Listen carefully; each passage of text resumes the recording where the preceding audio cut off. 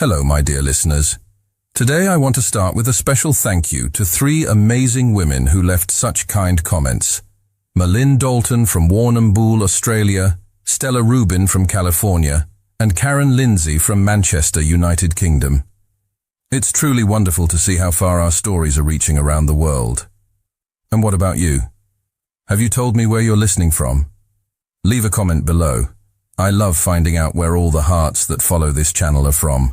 And who knows, maybe your name will be featured in the next video too. Now then, let's begin today's story. Hazel Collins gripped the handle of the shopping cart so tightly her knuckles were white. The fluorescent lights of the suburban grocery store seemed aggressively bright, reflecting off the polished linoleum floor and amplifying the tinny Christmas music playing overhead. She was supposed to be feeling festive, but all she felt was a cold, creeping dread. She held her phone pressed to her ear, trying to navigate the crowded aisle while simultaneously listening to her mother's cheerful, yet subtly manipulative voice. "Oh, darling, your cousin Tiffany's wedding photos are just divine. She looks so happy. And she's only 22, imagine. It just makes a mother wonder, doesn't it?" Hazel's heart began to hammer against her ribs, a frantic physiological response to the familiar, invisible pressure. She knew exactly where this conversation was going. She was 27, a successful corporate lawyer, and the only thing she had managed to successfully commit to in the last 5 years was her quarterly billable hours. "Mom, I'm happy for Tiffany, truly," Hazel said, forcing a calm she didn't feel. She steered the cart around a display of holiday eggnog. "But I'm just picking up a few things before I drive up to the farm. I have a lot of work to clear before the holiday break." "Of course, dear. Just remember, your Aunt Carol and Aunt Susan will be there. They've already asked me if you're bringing anyone this year. I just told them you were too busy saving the world, but they do worry about you being alone." The words landed like small, sharp stones. Hazel felt a familiar wave of shame and frustration wash over her. It wasn't just her family. It was the entire expectation of her small hometown. She had built a fortress of success in the city, but every Christmas she returned to face the jury of her family, where her career achievements counted for nothing against the empty space beside her at the dinner table. She was so consumed by the impending interrogation, the questions about her love life, the pitying glances, that she failed to notice the man standing directly in front of her, examining a shelf of gourmet coffee. Her cart collided with his legs with a jarring thud. A cascade of canned goods, cranberry sauce, specialty olives, and a jar of pickled onions tumbled from the shelf, hitting the floor with a deafening metallic clatter. Hazel gasped, dropping her phone. The call disconnected. She stared at the mess, her carefully constructed composure shattering into 1,000 pieces. "Oh, I am so sorry," she breathed, scrambling to pick up a rolling can of olives. A hand, large and impeccably manicured, reached down to help her. "No harm done," the man said, his voice a low, easy rumble that seemed completely out of place amidst the chaos. Hazel finally looked up. He was tall, with rich brown hair and eyes the color of deep jade, currently crinkled at the corners with amusement. He wore a cashmere coat draped casually over a crisp white shirt, and he smelled faintly of expensive woodsy cologne and cold winter air. He was undeniably handsome in a way that made the grocery store seem like the set of a high-budget movie.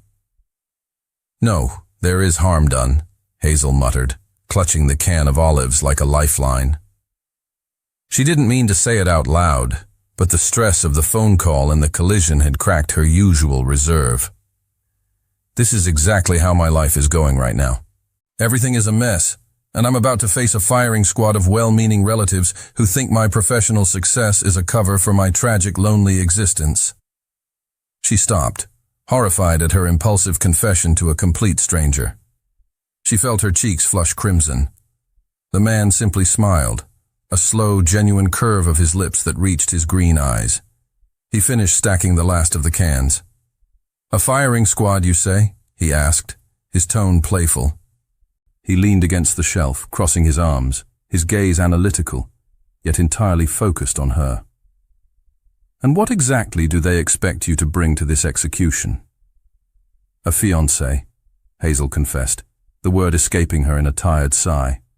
Or at least a serious boyfriend. Someone to prove that I haven't completely sacrificed my personal life to the altar of corporate law. She expected him to laugh, or perhaps offer a sympathetic nod and walk away.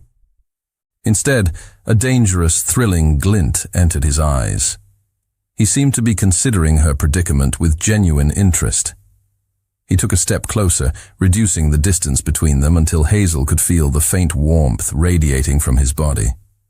The world outside their small, chaotic bubble of spilled olives and Christmas music seemed to fade. He lowered his voice, his tone dropping to a conspiratorial whisper that was meant only for her ears, making her heart rate spike for an entirely different reason. "I have a proposition for you, Advocate Collins," he murmured. "My life has been dreadfully tedious lately. I need an adventure, and you, clearly, need a shield." He paused, letting the weight of his next words settle. "Take me. I will be your Christmas boyfriend." Hazel stared at him, her mind reeling. The audacity, the sheer, intoxicating madness of the suggestion. She opened her mouth to laugh, to dismiss the idea as absurd, but the look in his eyes, a look of serious, bored intent, stopped her. He was absolutely serious. "You're insane," she managed, her voice barely a breath. He shrugged, his easy confidence unwavering. "Perhaps, but think of the story. Think of the look on Aunt Carol's face." The image flashed in Hazel's mind. Aunt Carol's stunned silence, the immediate cessation of the pitying glances. It was a powerful lure. The thought of a week free from judgment, a week where she could simply pretend to be happy and settled, was almost irresistible. "What do you say?" he pressed, his smile widening. "A week of performance art, a Christmas miracle." Hazel felt a dizzying mix of panic and reckless abandon. She was a lawyer. She dealt in facts, logic, and control. But this man, this stranger, was offering her a temporary escape hatch from her own controlled life. "Fine," she whispered, the word a sudden, shocking commitment. "I accept." A triumphant, dazzling light filled his eyes. He extended his hand, not for a handshake, but to gently take the can of olives from her trembling fingers. "Excellent," he said. "The name is Brandon." Hazel felt a wave of cold realization wash over her, a sudden, terrifying panic that tightened her chest. "Wait," she stammered, looking at the handsome stranger who was now her fake boyfriend for the most important week of the year. "Brandon. What? I don't even know your last name." Hazel's office was a sanctuary of logic and order, a stark contrast to the chaos of the grocery store. She paced the length of her expensive Persian rug, the typed contract clutched in her hand. She was rationalizing the madness. This was a temporary, transactional agreement, and as an attorney, she needed to define the terms. The air conditioning felt too cold on her skin, but it was the only thing keeping the feverish impulse of the day before in check. A sharp rap on her glass door announced his arrival. Brandon entered, and the temperature of the room immediately shifted. He was impeccably dressed in a charcoal suit that looked tailored to the millimeter, moving with the silent, purposeful grace of a predator who knew he owned the space. The faint woodsy scent of his cologne, the sensory anchor of their absurd agreement, preceded him. He spotted the contract in her hand, and a slow, amused smile spread across his face. "A contract," he observed, leaning against the edge of her mahogany desk. "I should have known. You're trying to put a legal fence around a perfectly spontaneous act of holiday desperation." "It's called due diligence, Brandon," Hazel retorted, trying to sound professional, but her voice held a slight tremor. "This is a serious commitment of time and emotional energy. We need clauses for confidentiality, reimbursement of expenses, and most importantly, clear boundaries." He picked up the document, his green eyes scanning the dense legal text. He chuckled, a deep sound that resonated in the quiet office. "You've even included a penalty for unauthorized public displays of affection," he noted, looking up at her with a glint of challenge. You really don't like fun, do you, Advocate Collins? I like control, Hazel corrected, meeting his gaze, and I like knowing the rules of the game. Fair enough, he conceded, dropping the contract back onto the desk. I'm a tech entrepreneur. I sold my last company 5 years ago and have been trying to invent new ways to be bored ever since. I understand the need for structure, even in absurdity. He paused, his expression turning serious, analytical. However, I have 2 non-negotiable terms of my own. Consider them my counter clauses. Hazel felt her heart begin to beat faster. She was ready for financial demands, but his intensity suggested something else entirely. The first, Brandon stated, pushing himself off the desk and taking a step toward her, reducing the charged space between them, is no prior research. Hazel frowned. I don't understand. No research into what? Into me, he clarified, his voice low. No Googling, no LinkedIn stalking, no asking mutual contacts about Brandon from the grocery store. I want this performance to feel real, Hazel. I want us to discover each other's fake history spontaneously. If you know everything about me, you'll be acting based on facts, not on the energy of the moment. It will ruin the fun, and it will ruin the performance. Hazel's internal reaction was a sharp spike of panic. Her entire life was built on research and preparation. This clause was a direct attack on her need for control, forcing her to rely on instinct. That's reckless, she whispered. That's the point, he countered, his eyes holding hers captive. He then delivered his second clause, the one that truly sealed the deal and defined the stakes. He returned to the desk and tapped the contract with his index finger. And the second is the fixed-term clause, he announced, his tone suddenly devoid of all playfulness. This arrangement is strictly temporary. It begins when we arrive at your family's farm, and it ends at the stroke of midnight on Christmas Day. No exceptions, no extensions, no regrets. The finality of his tone was a cold splash of water. It was a brutal reminder that this intoxicating connection, this shared recklessness, was merely a rental. The thought of the impending end date, even before they had begun, sent a strange, unexpected pang of loss through her. He needs this to end as much as I need it to start, she realized. He's protecting himself. Agreed, Hazel said, her voice firm, masking the turmoil inside. She signed the bottom of her copy of the contract. Brandon watched her, a flicker of something unreadable, perhaps respect, perhaps disappointment, in his eyes. He signed his own copy with a flourish. Now that the legalities are settled, Brandon said, retrieving his coat. He looked at her, his gaze dropping momentarily to her lips, a brief, silent acknowledgement of the tension that pulsed between them. We have one final, crucial detail to address before we hit the road, darling, he murmured, the term of endearment feeling dangerously natural. He picked up her overnight bag, which was waiting by the door. He paused, turning to face her, the charged space between them now humming with anticipation. Tell me, Advocate Collins, what is the utterly charming, completely believable and entirely fictional story of how we met? The luxurious black SUV, a vehicle that screamed urban elite, looked utterly out of place parked on the muddy gravel driveway of the Collins family farm. The air, crisp and cold, smelled of pine needles, wood smoke, and the rich, earthy scent of the countryside, a stark contrast to the polished steel and woodsy cologne of the man beside her.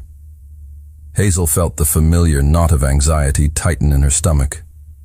She had traded her power suit for a thick, sensible sweater, but the armor of the city still felt necessary. Ready for the firing squad? Brandon asked, his voice low, his hand resting lightly on the small of her back as they approached the porch. The touch was a professional gesture of intimacy, a reminder of the performance, but it sent a confusing jolt of warmth through her. Just remember the story, Hazel whispered, adjusting the collar of his coat. We met at a gallery opening. I was admiring the art. You were admiring me. A classic, Brandon replied, a mischievous glint in his green eyes. I'll try to keep my admiration convincing. The front door burst open before they could knock. Hazel's mother, warm and round, enveloped her in a hug that smelled of cinnamon and home. "Oh, my baby is here, and you brought someone. You finally brought someone." Her mother's excitement was a palpable, overwhelming force. Then came the interrogation.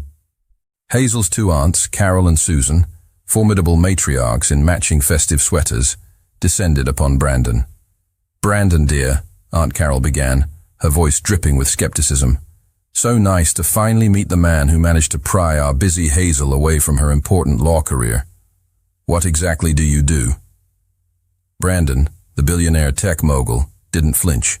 He disarmed them with a smile that could melt glaciers. "I'm in technology, ma'am. I mostly manage investments and look for new opportunities. It's dreadfully dull, but it allows me the flexibility to chase after beautiful, brilliant women who work too hard." The aunts exchanged a look. His charm was working. He hadn't revealed his wealth, only his availability. "And how long have you two been together?" Aunt Susan pressed, her eyes narrowed. "Long enough to know I don't want to let her go," Brandon replied smoothly, pulling Hazel closer and pressing a soft kiss to her temple. The gesture was pure performance, yet Hazel felt a strange, genuine fluttering in her chest. Just as the aunt seemed ready to retreat, defeated by his charm, the true chaos erupted. A loud, high-pitched war cry echoed from the side of the house. Two small, identical figures, moving with the speed and coordination of trained military operatives, burst around the corner. These were Connor and Nolan, Hazel's 9-year-old twin nephews, the sons of her older sister, Nancy. They were a whirlwind of energy, wearing matching camouflage jackets and mischievous grins. "Aunt Hazel!" they shouted in unison. "Who's the new target?" Before Hazel could introduce Brandon, the twins executed their plan. They had been waiting. They had packed a snowball, not of soft, fluffy snow, but a dense, rock-hard ball of packed ice, perfectly camouflaged. Nolan hurled the icy missile. It was aimed with precision, not at Brandon's face, but at the crown of his perfectly coiffed, expensive brown hair. The impact was a surprisingly loud thwack.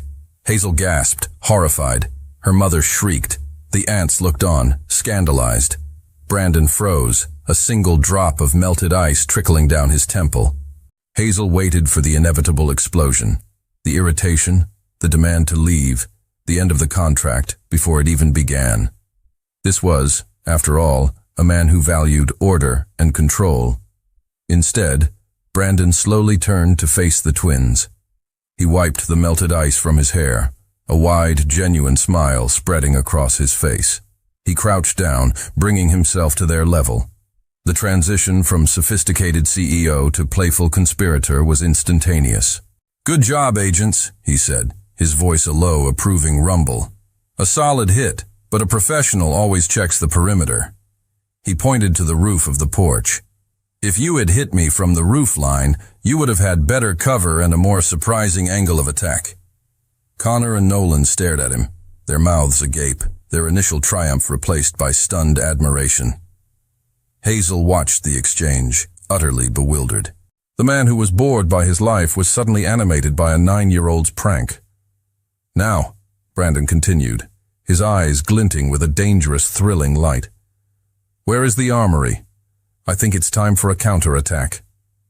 He stood up, slinging an arm around Hazel's shoulders, his touch now feeling less like a shield and more like an anchor in the sudden, delightful chaos. "Come on, darling," he said, his voice full of genuine amusement. "Looks like we just arrived at the front lines." Hazel, watching the billionaire tech mogul being recruited by her mischievous nephews, felt a nervous, surprised laugh bubble up. The man who had described his life as dreadfully dull was having the time of his life. And the lawyer who craved control was suddenly, terrifyingly, enjoying the ride.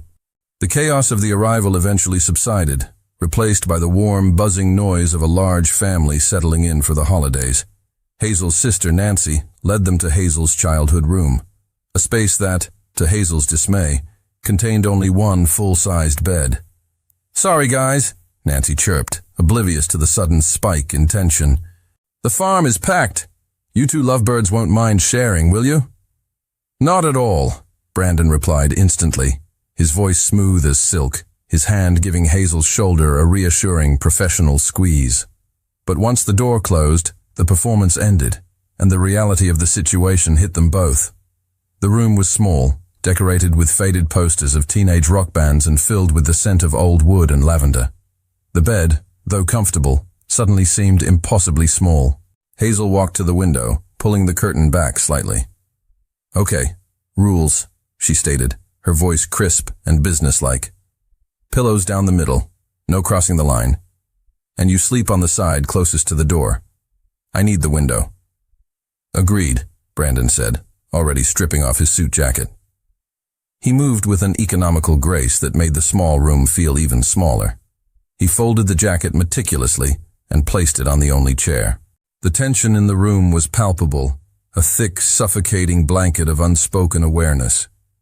They were two highly controlled individuals forced into dangerous proximity. They settled into the bed, the pillows creating a flimsy, inadequate barrier. Hazel lay rigidly on her side, staring at the wall, acutely aware of the warmth radiating from the man just inches away. She could hear the slow, steady rhythm of his breathing. "You're tense, Advocate Collins," Brandon murmured into the darkness. "I'm not used to sharing a bed with a complete stranger," she whispered back. "Ah, but I'm not a complete stranger anymore," he corrected softly. "I'm the man who was hit by a frozen snowball on your behalf. And you're the woman who confessed her deepest professional insecurity to me in a grocery store." Hazel sighed, the sound escaping her like a slow leak. "It's just, I'm tired of the performance. The one I put on every day in the city. And now this one here. What are you performing in the city?" he asked. "The successful woman," she confessed, the darkness making the truth easier to admit. "The one who is perfectly happy with her career, who doesn't need anything else. But sometimes, when I look at the chaos here, the genuine messiness of it all, I feel like I missed the point." Brandon was silent for a long moment. Hazel could feel him shift slightly, turning toward her. "I know the feeling," he finally said, his voice dropping lower. "My performance is the invulnerable man, the one who built an empire from nothing, who doesn't need people, who only deals in logic. I created my fortune to buy security, but all I bought was a very luxurious form of boredom." He paused. "I had a hobby once, building things with my hands, not code but actual wood. I stopped when I realized I couldn't control the grain, the knots, too messy." Hazel felt a surprising surge of empathy. She knew that feeling, the fear of the uncontrollable. "I used to draw," she admitted, her voice barely audible. "Portraits, but I stopped when the lines weren't perfect." They lay in the darkness, two people defined by their need for control, sharing secrets that had nothing to do with their fake relationship and everything to do with their real fears. The air between them was now heavy, with a dangerous, shared vulnerability. Hazel felt her eyelids growing heavy. The tension in her shoulders began to ease. She was safe, not because of the pillows, but because of the honesty. As she drifted toward sleep, she shifted slightly, her hand accidentally flopping over the pillow barrier and resting lightly on the firm muscle of Brandon's chest. He didn't flinch. He didn't move. He simply whispered, his voice warm and close to her ear, a sound that was both a comfort and a warning. "Good night, Advocate Collins." Hazel, half asleep, didn't pull her hand back. She felt the slow, steady beat of his heart beneath her palm, a rhythm that was strangely grounding. And she knew, with a terrifying certainty, that the rules of their contract were already beginning to blur. Hazel woke up not to the gentle sounds of a farm morning, but to the acrid smell of something burning and the high-pitched, gleeful shrieks of the twins. Her eyes snapped open. The spot where Brandon had been was empty, but the faint, familiar scent of his woodsy cologne lingered on the pillow beside her. She scrambled out of bed, pulling on a robe, her mind immediately racing to disaster scenarios. Fire? Sabotage? She burst into the kitchen, a whirlwind of professional panic. What she saw stopped her dead in her tracks. The kitchen, usually the domain of her mother's meticulous order, was a landscape of utter culinary chaos. Flour coated every surface like a fresh layer of snow. Her mother was laughing, a sound Hazel hadn't heard so freely in years, trying to wipe a smudge of chocolate from her apron. And in the center of the fray was Brandon. He was wearing a borrowed, oversized apron, his hair dusted white, his face smeared with flour, looking less like a billionaire and more like a happy, disheveled baker. He was engaged in a fierce, yet joyous battle with Connor and Nolan, who were armed with spoons and bowls of cookie dough. "The key is misdirection, gentlemen," Brandon shouted, feigning a lunge at Nolan, only to use the distraction to flick a spoonful of dough at Connor's nose. "You can't just let them do this, Mom," Hazel exclaimed, her voice tight with disbelief. "It's a disaster. Look at the mess." Brandon turned, his flour-dusted face breaking into a wide, challenging grin. He looked at Hazel, the controlled, tense lawyer, and then back at the mess, his eyes sparkling with mischief. "She's right, Mrs. Collins," he said to her mother. "Your daughter is clearly suffering from a severe case of adultitis. She needs immediate aggressive intervention." Before Hazel could protest, Nolan, taking his cue from Brandon, scooped a handful of flour from the counter and launched it. Hazel ducked instinctively, but the flour cloud enveloped her. She sputtered, wiping the white powder from her eyes. The initial shock quickly morphed into a furious, unfamiliar impulse. Her control snapped. "Oh, you want a war?" she growled, grabbing the nearest weapon, a bag of powdered sugar, and tearing it open. What followed was a glorious, uninhibited few minutes of pure, childish abandon. Hazel, the meticulous lawyer, chased the twins around the table, pelting them with sugar. Brandon, laughing heartily, joined the fray, using a spatula as a shield. When the last of the sugar was thrown, they all collapsed onto the flour-coated floor, breathless and sticky, laughing until their sides ached. It was in that moment, lying amidst the ruins of the kitchen, that Hazel saw Brandon truly relax for the first time. The tension that usually held his shoulders rigid was gone. He looked genuinely, uncomplicatedly happy. The door swung open, and the two aunts, Carol and Susan, walked in, stopping dead at the sight of the white-coated carnage. Hazel braced herself for the inevitable lecture on decorum and cleanliness. Aunt Carol surveyed the scene, the flour, the laughter, the billionaire covered in cookie dough. And then, to Hazel's utter astonishment, she smiled. "Well, Brandon," Aunt Carol said, her voice warm, "it seems you're the first man who has managed to get the fight out of our Hazel and put the fun back in." Aunt Susan nodded in agreement. "He's good for her, isn't he, dear? He's so relaxed." Hazel watched the aunts retreat, their disapproval completely disarmed. She realized that Brandon, the stranger she had hired to solve her social problems, was succeeding not through his charm, but through his genuine ability to embrace the chaos she had always avoided. Brandon pushed himself up, offering Hazel a hand. As she stood, he gently brushed a clump of flour from her cheek. The touch was quick, intimate, and entirely unnecessary for the performance. Their eyes met. Brandon's gaze was no longer amused or analytical.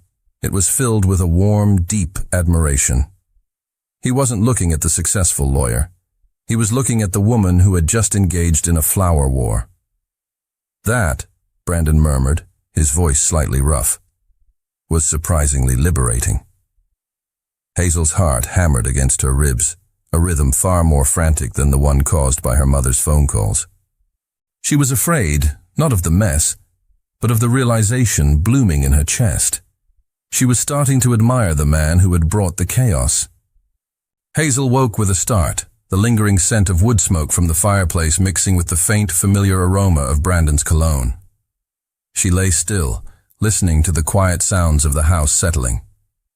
She sensed a disturbance beside her, not a physical movement but a deep, internal unrest. She carefully turned her head to look at Brandon. He was rigid, lying on his back, his brow furrowed. He was sweating, despite the cool temperature of the room. He wasn't awake, but he was clearly trapped in a silent, agonizing nightmare.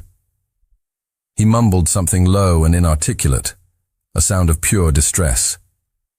Hazel leaned closer, trying to decipher the words. Lose everything. The fire. Hazel's professional instincts kicked in. She reached out, her hand hovering over his arm, hesitant to break the spell of the nightmare. She chose to speak softly, gently. Brandon, wake up. You're safe.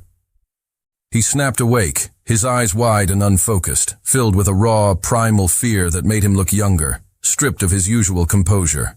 He blinked rapidly, his breathing ragged, before his green eyes finally locked onto hers.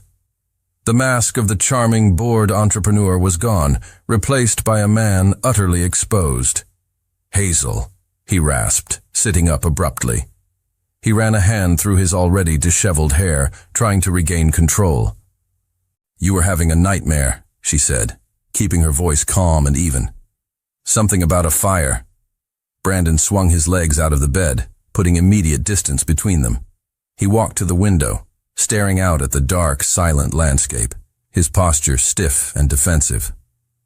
It's nothing, he said, his voice clipped and cold, the familiar clinical tone returning.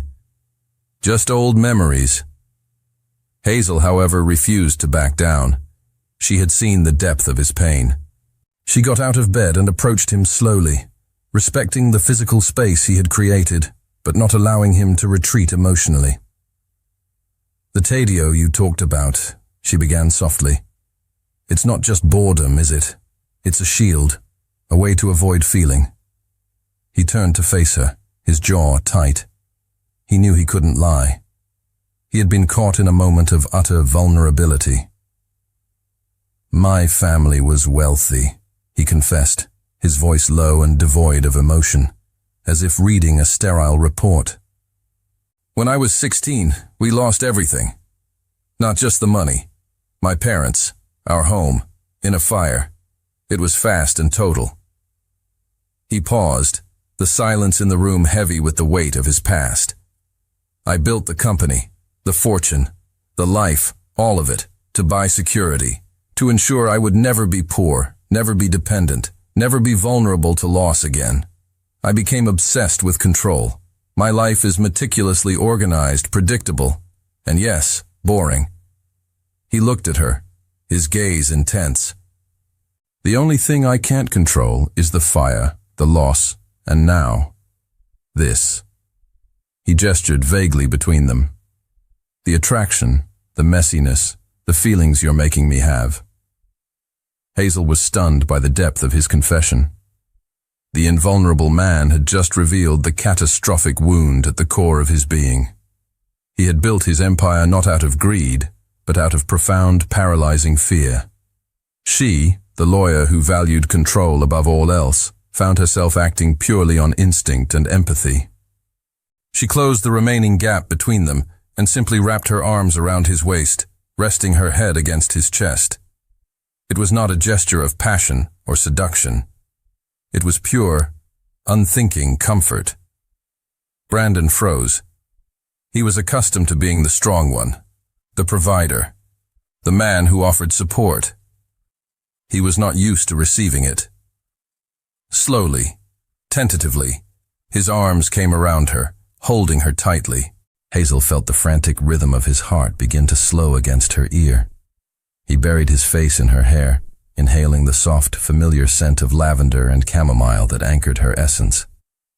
After a long moment, they separated, but remained close, the shared pain and comfort having forged a connection deeper than any contract. He reached up, his fingers gently tracing the curve of her cheek. The look in his eyes was a dangerous mix of gratitude and raw desire. I shouldn't have told you that, he whispered, his voice thick with emotion. You're making me feel things I swore I would never feel again. Hazel, her own heart pounding a chaotic rhythm, didn't answer with words. She simply leaned in, closing the final inch between them, challenging the rule of the contract and the rule of his own life. The air crackled with the terrifying, beautiful possibility of what was about to happen. The next day, the atmosphere in the farmhouse was thick with the unspoken consequence of the previous night's intimacy. Hazel and Brandon maintained a careful distance, their interactions meticulously polite and functional. They were both desperately trying to rebuild the walls that Brandon's confession and Hazel's comforting embrace had shattered. The family, however, was oblivious to the internal turmoil. The day was dedicated to the chaotic, heartwarming tradition of decorating the massive, sprawling Christmas tree. Hazel, dressed in a simple pair of jeans and a comfortable, worn sweater, was relaxed in a way she never allowed herself to be in the city. She was laughing genuinely, directing the twins on where to hang the most precarious ornaments. Brandon watched her from the doorway of the living room. He saw the easy warmth in her eyes, the way she moved with a natural grace that was absent when she wore her lawyer's armor. He realized he was falling for this version of Hazel, the one who embraced the messiness of life, the one who drew portraits in her mind, the one who offered comfort without judgment. The climax of the tree decorating arrived, the placement of the star. As Nancy hoisted the twins onto a ladder to position the final ornament, Aunt Carol, the master manipulator, seized her opportunity. "Oh, look, everyone," she announced, her voice carrying over the festive din. "Mistletoe!" She held up a sprig of green leaves and berries, positioning herself strategically between Hazel and Brandon. "It's a tradition, dears," she trilled, pushing Hazel gently toward Brandon. "A little holiday cheer." Hazel's mind raced. "This is a performance. Keep it light. Keep it professional." Brandon stepped forward, his eyes locked on hers. He didn't look amused. He looked intense. The space between them, normally charged with unspoken tension, was now a live wire under the scrutiny of the entire family. He placed his hands on her waist, pulling her close. The contact was firm, possessive, and entirely for the benefit of the audience. "Don't worry," he murmured, his breath warm against her ear. Just a quick peck for the crowd. But when his lips met hers, it was anything but quick or professional. The kiss started as a performance, a light, theatrical brush. But the moment their lips connected, the months of repressed tension, the shared vulnerability of the night before, the dangerous proximity, all exploded in a single, overwhelming surge. It was a kiss that demanded a response. It was deep, consuming, and utterly real. Hazel's hands instinctively went to his chest, clutching the soft fabric of his sweater. She tasted wood smoke and a hint of mint, and the intoxicating flavor of him. The sound of the family, the music, the chaos. It all faded into a distant hum. There was only the heat, the pressure, and the terrifying, breathtaking realization that this was not acting. When Brandon finally pulled back, they were both breathless. The air was thick and silent. The family was watching, but neither of them noticed. Hazel looked into his eyes, and the playful glint was gone. In its place was a raw, unguarded expression of shock and something far more terrifying, genuine affection. He had felt it too. The kiss had been a confession. The terrifying realization hit Hazel with the force of a physical blow. She had hired a fake boyfriend to avoid the pressure of her family, but in doing so, she had created a genuine, overwhelming problem for herself. She had fallen for the man she was contractually obligated to let go. Brandon, equally stunned, slowly released her waist. He looked at his own hands, then back at her, his eyes wide with a mixture of desire and self-reproach. The performance was over. The contract was broken, and the holiday was only half over. The aftermath of the kiss under the mistletoe was a suffocating silence that settled over the farmhouse like a thick fog. Hazel and Brandon avoided eye contact, communicating only through strained, overly polite exchanges. The genuine affection they had shared was now a dangerous, volatile secret. The family, however, interpreted the tension as the natural awkwardness of a deeply in-love, newly serious couple. The day progressed, leading to the tradition of opening the family gifts. Hazel's gifts were practical and thoughtful. a new mixer for her mother, a book for her father, and a set of high-tech headphones for the twins, who immediately tore into the packaging. Then came Brandon's turn. He handed Hazel a small, elegantly wrapped box. "I know the contract stipulates no extravagant gifts," he murmured, his voice low enough so only she could hear. "But this is technically a tool." Hazel opened the box. Inside was a leather-bound sketchbook of the highest quality, accompanied by a set of professional-grade charcoal pencils. It was a gift that spoke volumes. He remembered their quiet conversation in the dark, her confession about her abandoned passion for drawing. Tears welled up in Hazel's eyes. This gift was more meaningful than any diamond necklace could have been. It was proof that he had seen past the lawyer and connected with the girl she used to be, the girl she had buried under years of ambition. She looked up at him, her heart overflowing with a gratitude that was dangerously close to love. She knew she had to say something, anything, to re-establish the necessary distance. She took his arm and led him quickly into the empty hallway, away from the prying eyes of the family. "Brandon," she began, her voice trembling slightly. "This is too much. Thank you. Truly. But we need to talk about the kiss. And about this." She gestured vaguely between them. He looked at her, his expression guarded. "It was a mistake. A momentary lapse in judgment due to the holiday spirit." "No," Hazel insisted, shaking her head. "It was real. And that's the problem. I can't afford real, Brandon. I worked too hard for my life. I can't get distracted. I can't mix things up." She confessed her deepest fear, the one she had tried to bury with billable hours. "If I let myself feel this, I might lose control. I might decide that this, the chaos, the farm, the drawing, is more important than the career I built. And I can't risk that. We need to be careful to not mix things up too much." Brandon listened, his green eyes darkening with understanding, but also with a profound disappointment. He realized her fear of loss was just as paralyzing as his own. She was choosing the safety of her fortress over the danger of vulnerability. He took a step back, the physical distance mirroring the emotional wall she had just erected. His voice, when he finally spoke, was cool and professional, the mask of the invulnerable man firmly back in place. "Of course," he said, the word cutting through the festive air. "The contract is clear. The fixed-term clause is absolute. I was getting carried away by the performance. My apologies for the lapse." He looked at her, his gaze holding a silent, heartbreaking accusation. "Consider the terms reaffirmed, Advocate Collins. I was having too much fun. I will ensure that doesn't happen again." He turned and walked back toward the living room, leaving Hazel alone in the hallway, clutching the sketchbook. The gift, meant as a symbol of connection, now felt like a heavy, painful reminder of the beautiful, impossible thing she had just pushed away. The fixed-term clause was reaffirmed, but now it was enforced by pain, not by mutual agreement. The tension between Hazel and Brandon was now a sharp, visible thing. They spoke only when necessary, their dialogue clipped and formal, a stark contrast to the easy banter they had shared just days before. The rest of the family noticed the shift, interpreting it as the inevitable first fight of a serious relationship. The emotional strain, combined with the cold farm air, took its toll on Hazel. She woke up the next morning with a raw throat and a dull, throbbing headache. She tried to dismiss it, popping painkillers and attempting to join the family breakfast. Brandon, however, noticed immediately.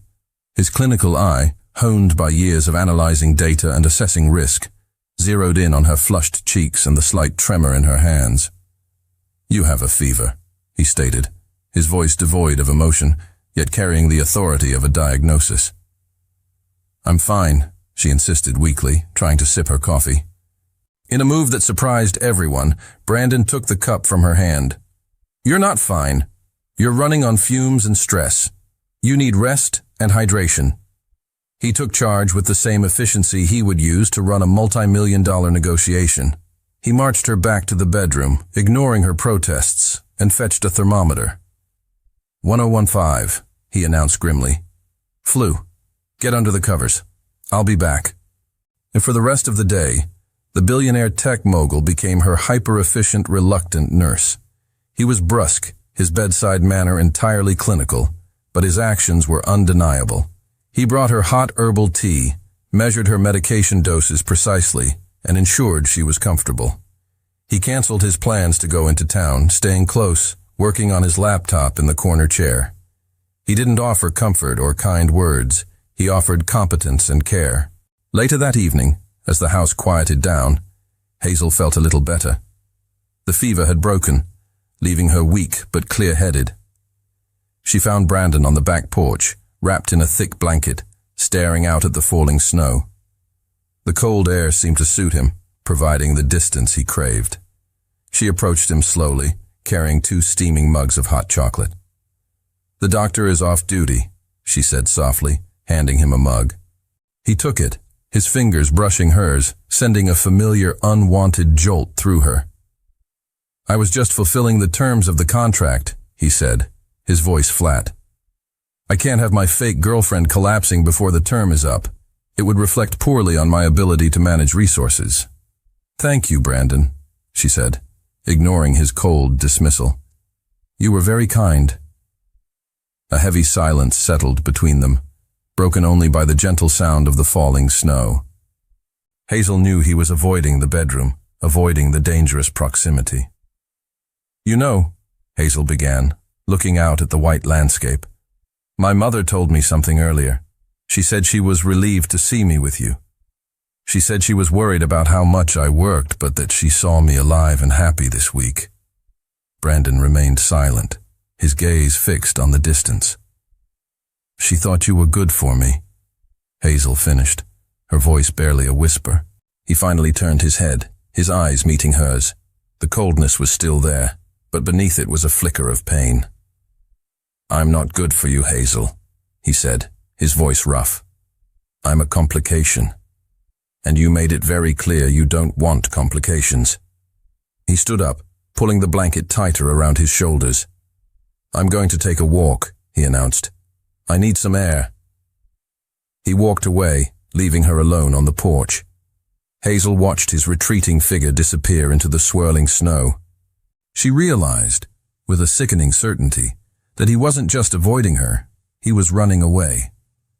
He was terrified of the genuine connection they had shared, and he was using the cold, the contract, and the distance to protect himself from the vulnerability she had forced upon him. He had made his choice, and it hurt more than any fever could.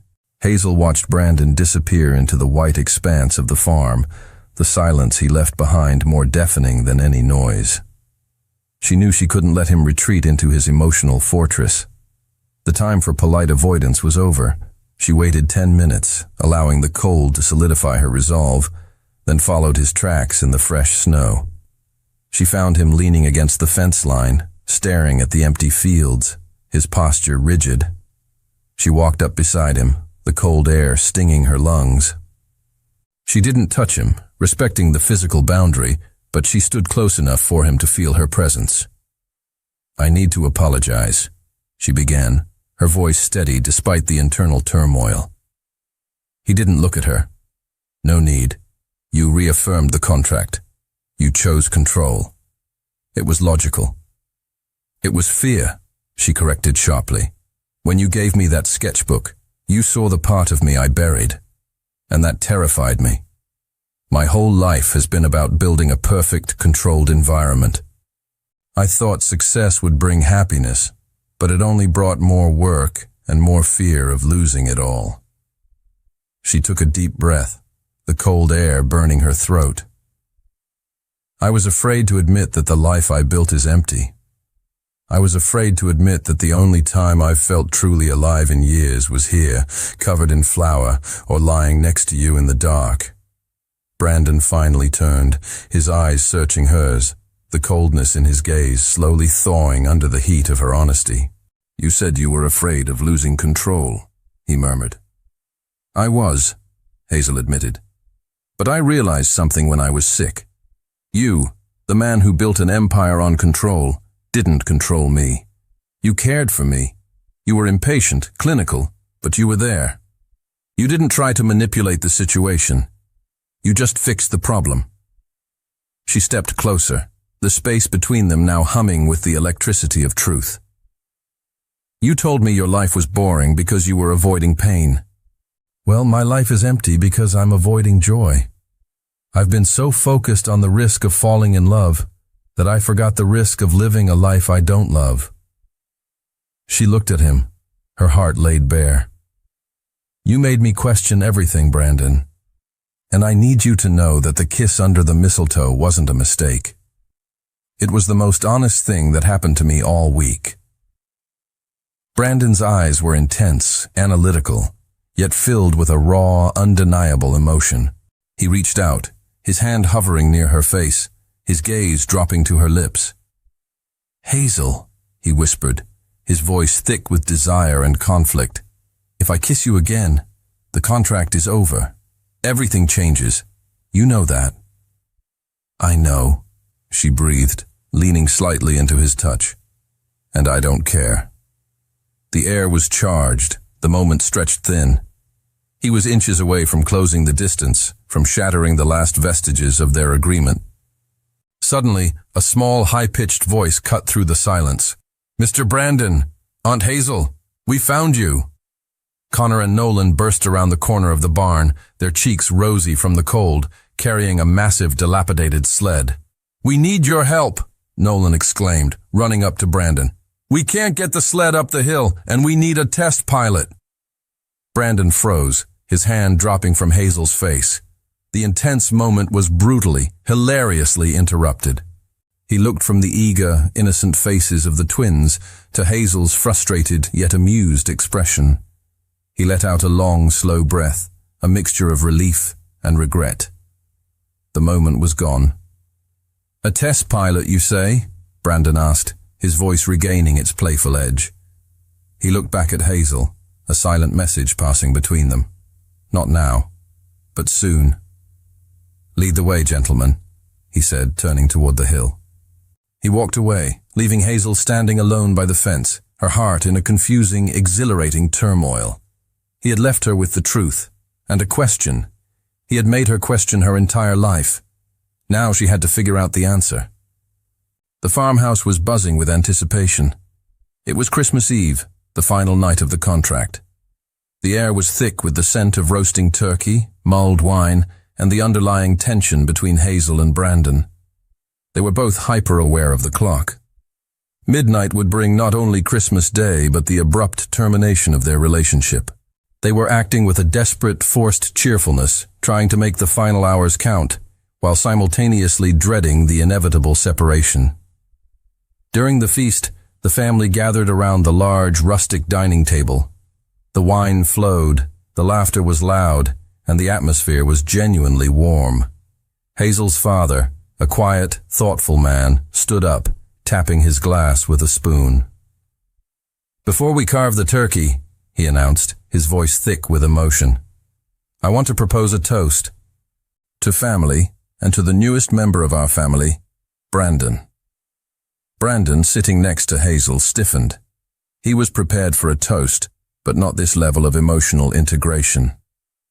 Brandon, Hazel's father continued, his eyes crinkling at the corners. Thank you.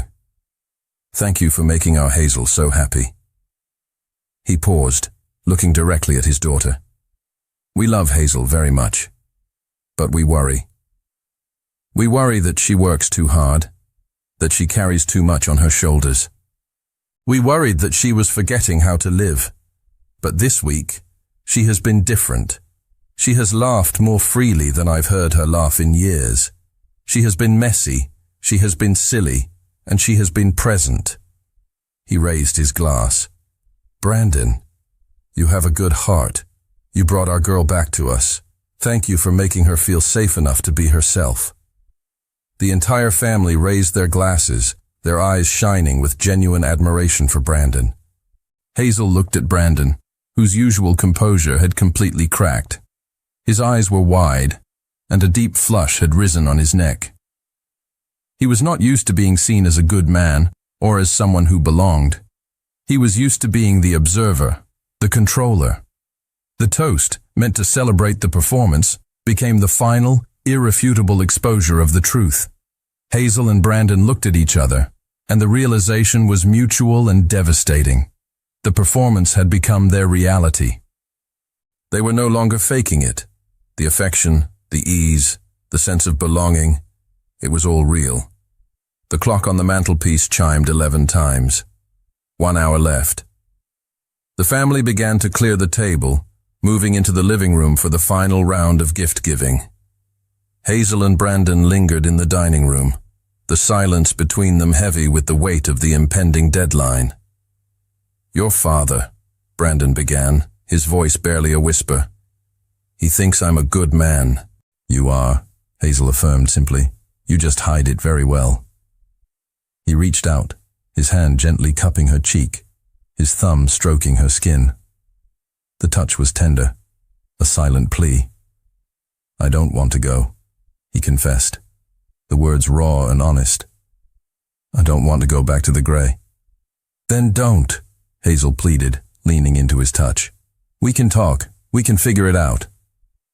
The grandfather clock in the hall began its slow, deliberate chime. Dong, dong, dong. It was counting down the final seconds. Brandon snatched his hand away as if burned. The sound of the chimes was the sound of the contract being enforced. He had written the rule, and he would abide by it, even if it meant tearing his own heart out. He took a step back, his face a mask of pain and resolve. The final chime rang out, signaling the stroke of midnight. "Thank you, Hazel," he said, his voice thick with finality. It was the best Christmas. The silence of Hazel's high-rise apartment was deafening. It was the day after Christmas, and she was back in the city, back in her fortress of control. The scent of pine and wood smoke had been replaced by the sterile smell of polished marble and expensive leather. She sat at her massive mahogany desk, staring at a stack of legal briefs. The work, which had once been her anchor, now felt cold and meaningless. The pressure of billable hours, the complex clauses, the aggressive negotiations, it all seemed like a children's game compared to the raw, genuine chaos of the farm. She was back in her power suit, but the armor felt flimsy. Across the city, Brandon was equally adrift. He was in a board meeting, listening to a presentation on quarterly projections. The numbers were astronomical, the strategy flawless, but his mind kept replaying the image of Hazel laughing, her face dusted with flour. He caught himself staring at his hand, remembering the feel of her soft cheek beneath his thumb. He had enforced the contract. He had walked away. He had chosen the safety of his predictable life. And yet, his life felt utterly, irrevocably gray. Hazel reached for her phone, her fingers hovering over his number. She wanted to text him, to ask if he was okay, to tell him that the silence was unbearable. But the fear of rejection, the fear of confirming that the connection was only real for her, held her back. She deleted the unsent message. Brandon, in his office, picked up his phone. He typed out a message. "Thank you for a memorable week." He stared at it, realizing how cold and inadequate the words were. He deleted it. He had made his choice. He wouldn't compromise her control by reaching out. They were trapped in a loop of mutual fear. Hazel finally pushed the briefs away. She couldn't focus. She needed a distraction. Her eyes fell on the gift he had given her, the leather-bound sketchbook. She opened it, the smooth, thick paper a welcome texture against her fingers. She hadn't drawn in years. She picked up a charcoal pencil and, without thinking, began to sketch. The image that emerged was not a geometric pattern or a still life. It was the farm, the sprawling porch, the crooked fence line, the thick blanket of snow, and in the foreground, two small figures, the twins, laughing, pulling a sled up a hill, with a tall, broad-shouldered man helping them.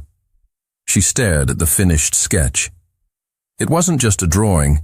It was a portrait of home, A home she hadn't realized she was missing until he had shown her what it felt like. A profound, hollow ache settled in her chest. She had chosen her career, her control, but the choice felt empty. The life she had built was no longer enough. She looked at the drawing of Brandon, his face animated and free. The man she had hired to be fake had shown her what was real. She closed the sketchbook, the realization a cold, hard stone in her gut. She had let the best part of her life walk away at the stroke of midnight. 2 weeks after Christmas, the illusion of Hazel's perfect, controlled life shattered completely. She was in a high-stakes meeting with her senior partner, Mr. Henderson, discussing a massive corporate litigation case.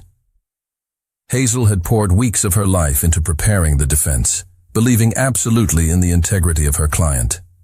Mr. Henderson, a man she had idolized as the epitome of legal success, was dismissive of her strategy.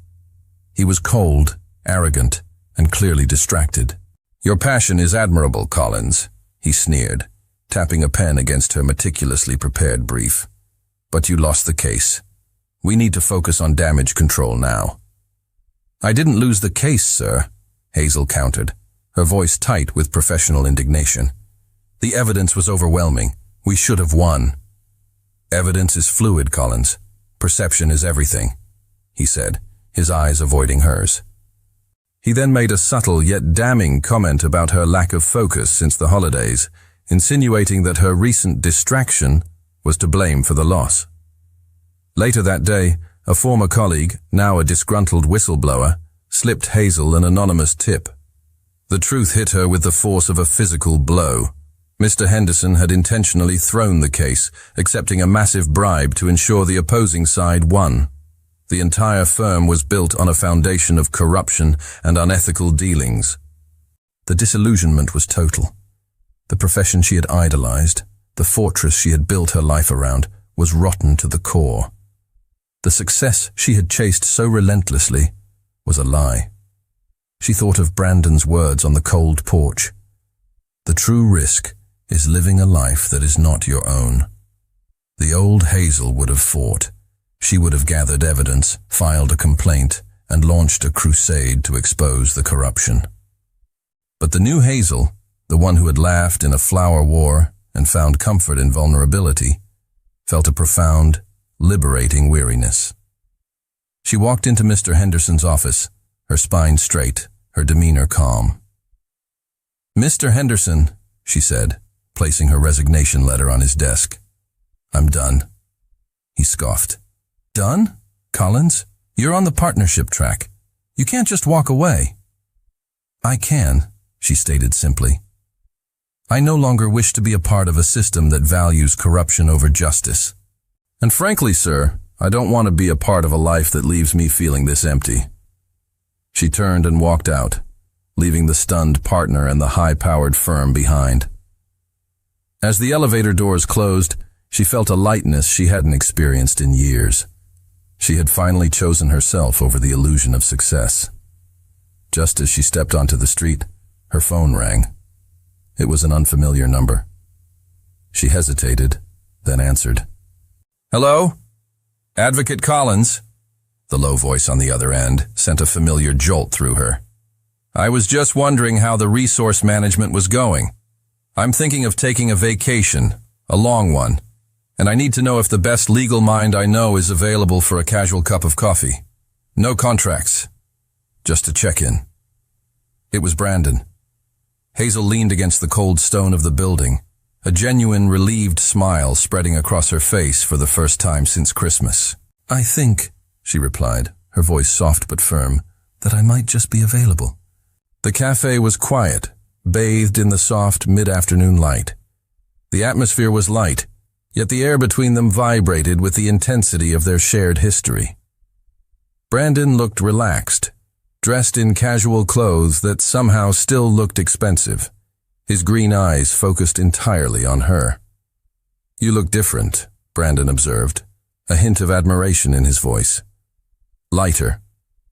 "I am," Hazel confirmed. She took a deep breath and told him everything.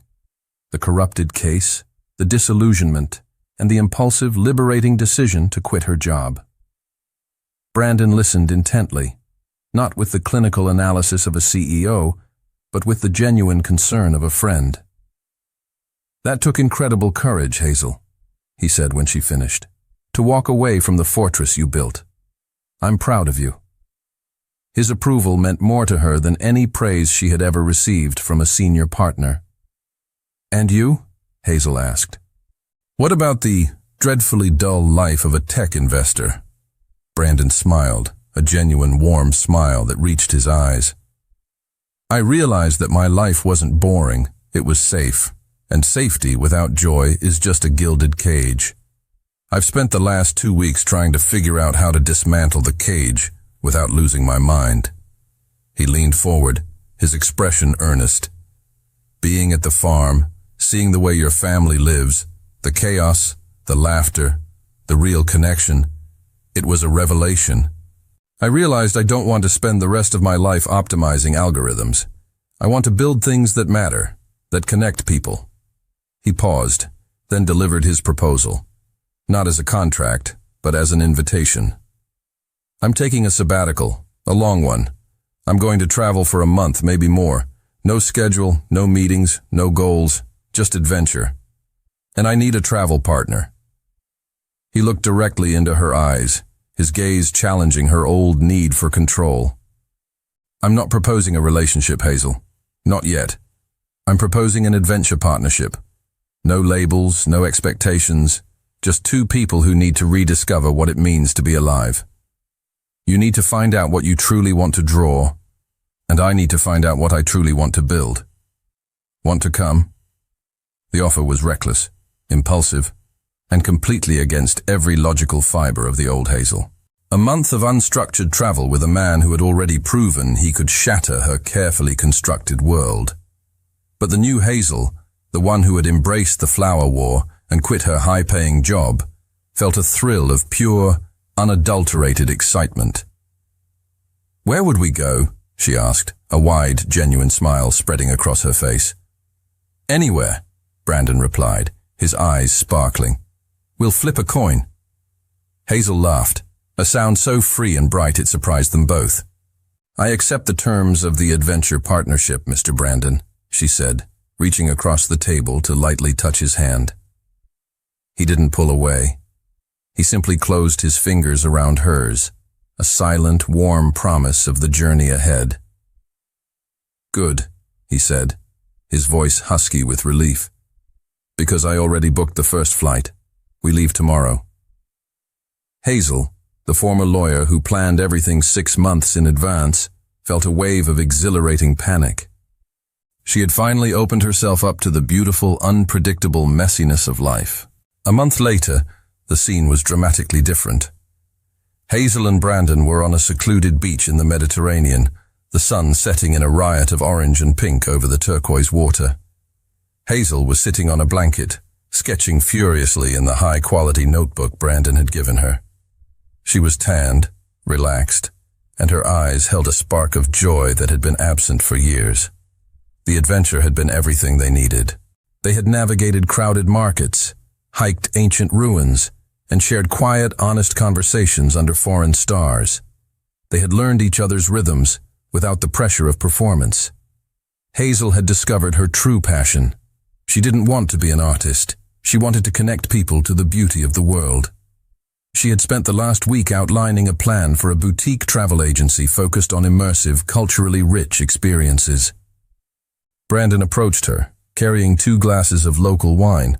He was wearing linen pants and looked more grounded and content than she had ever seen him. "What are you drawing?" he asked, sitting beside her. "The next chapter," she replied, showing him her sketch. It was a logo for her new agency. "It's brilliant, Hazel," he said, his admiration clear. "I knew you had the vision. And I know you have the capital," she teased. "I'm going to need an investor." Brandon chuckled, taking her hand and bringing it to his lips. He kissed her knuckles, his green eyes serious. "I am an investor, Hazel," he said, his voice low and intense.